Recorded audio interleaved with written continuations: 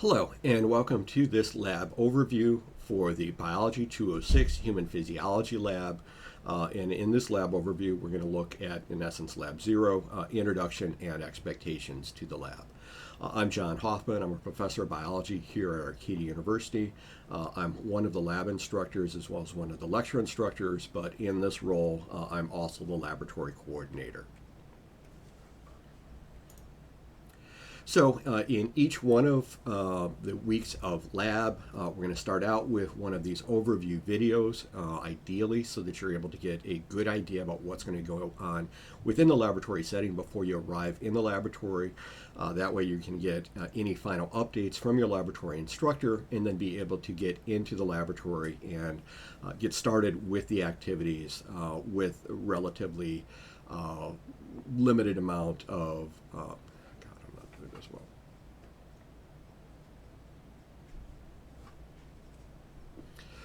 So in each one of the labs for the course this semester, we are going to provide you with one of these weekly introductions with the goal of introducing you to the lab, getting you the basic information so that you're able to start in the lab kind of efficiently and effectively.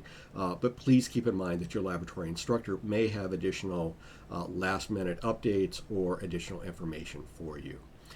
Each one of the labs is also going to identify some specific lab objectives, kind of give you an idea of what it is that we would like you to be able to do in the laboratory activities that day, as well as we'll be providing you with study guides in preparation for the lab exams later on within the semester. So this first week, what we want to do is really introduce you to the lab, talk about some of the technical requirements if you're going to try to do some of the laboratory activities outside of the lab itself, discuss the overall expectations for the laboratory, talk about how the grades in the lab are determined and how the lab grades contribute to your overall course grade by combining with your lecture grades, explain, and this is very important, explain what the lab safety rules are so that you be able to both know what the rules are and why those rules are in place. And then ultimately we'll talk a little bit about the lab chart reader. The lab chart reader is a kind of simpler version of the software we use within the laboratory to collect recordings, but there is an option so that you can take your recordings, take your data files in essence, and analyze them on your own outside of the laboratory setting as review or potentially, kind of prior to lab if you're interested in doing that. Now, the overall course objectives, again, we've talked about this within the lecture, but we really want to emphasize this kind of understanding and kind of observing and measuring living functions, physiological functions of the human body within the laboratory setting. And so we're basically going to be experimenting on human subjects, and those human subjects are either going to be you or your classmates. We also want you to be able to kind of understand these experimental results in a variety of formats, and the primary format is going to be in the preparation of written lab reports within this course. Now, the laboratory computers within Warrior 2, can't remember room number, 205, the lab we use for human physiology. Those computers have all of the software that's needed to do the analysis. But if you're interested, you also have a version of it that is going to be available to you on a PC or a Mac. It's my understanding that right now they don't have a version that's available on tablets, and they don't have a version that's available for Chromebook. But in order to be able to do that, you need to be able to download the software and then be able to get access to Canvas to be able to get access to the sample data files we have available within the course. In terms of evaluation or grades, the lab grade is going to contribute 20% towards the final grade within the human physiology course.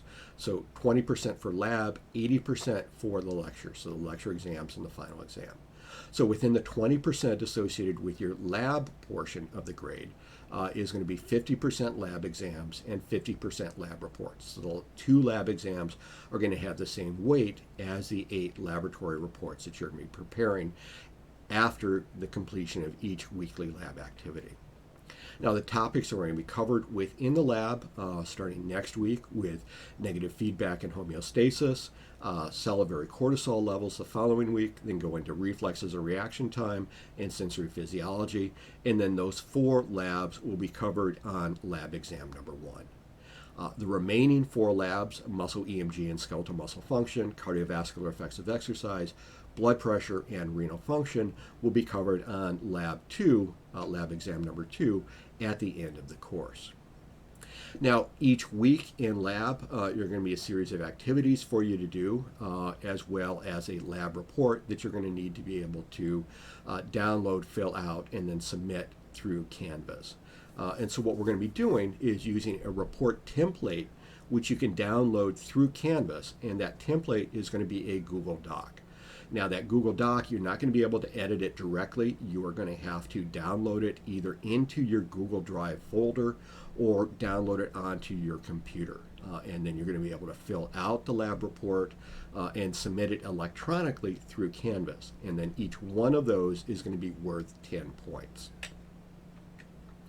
The 2 laboratory exams, as I indicated, the first laboratory exam coming out about the middle of the course is going to cover the first 4 exams, and then the second laboratory exam is going to cover the last 4 exams.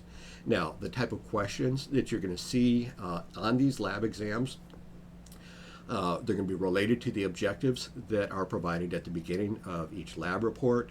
We're preparing a study guide with additional sample questions to take a look at, but the overall goal is to test whether or not you understand the concepts in the lab. And a portion of that is whether or not you are capable of kind of recognizing, analyzing, and explaining the results that are covered in the lab. And so make sure that you are comfortable looking at the results from the various lab activities. You can explain them and take simple measurements from those. Important concepts that we want to emphasize this week in the lab associated with lab safety. If you have allergies, and the primary allergen that we're going to be dealing with within the lab, within human physiology lab, we may be using gloves, and so if you have a latex allergy, make sure you let your instructor know so that we make sure that we have non-latex gloves available to you. In addition, if you have a severe allergy or any other thing that you feel could be coming up during the laboratory setting, please let your laboratory instructor know ahead of time so that we can have a safety plan in place in case that becomes necessary. Your laboratory instructor is also going to go over our laboratory safety sheet for this course. Please pay attention. We want to keep everybody safe within the laboratory setting. Most of this is common sense, but we do want to have a safe lab for everybody involved.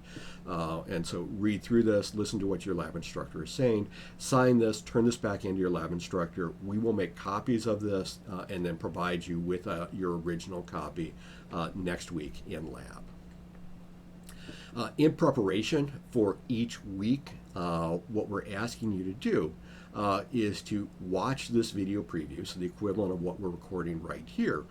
So for each week, watch the video overview to the lab, and that'll give you kind of a quick introduction to what's going to be going on within the lab, and then that will be supplemented with additional updates that are provided by your laboratory instructor.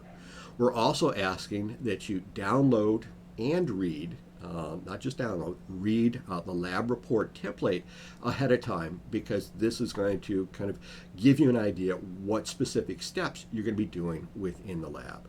Now you're going to fill out that lab report and then submit that after you've completed, or maybe during, well, you're going to fill it out during your laboratory activities, and then submit it once you've completed and you've finished the questions at the end.